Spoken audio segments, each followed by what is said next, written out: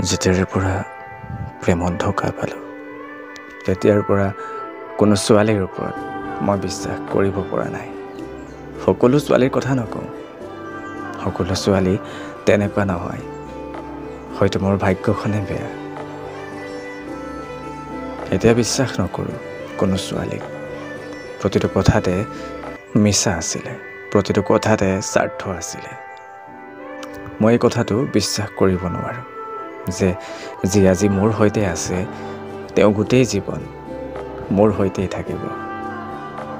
পৃথিৱীৰ সকলো বস্তুৱেই ধুনীয়া, কিন্তু দূৰৰ পৰাহে।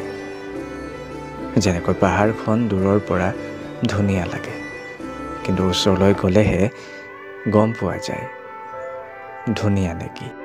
ঠিক তেনেদৰে মানুহবোৰো একেই। নিজকে বহুত ভাল দেখায়, কিন্তু পাছতহে গম পোৱা যায় আচল কথা। নহয় জানো?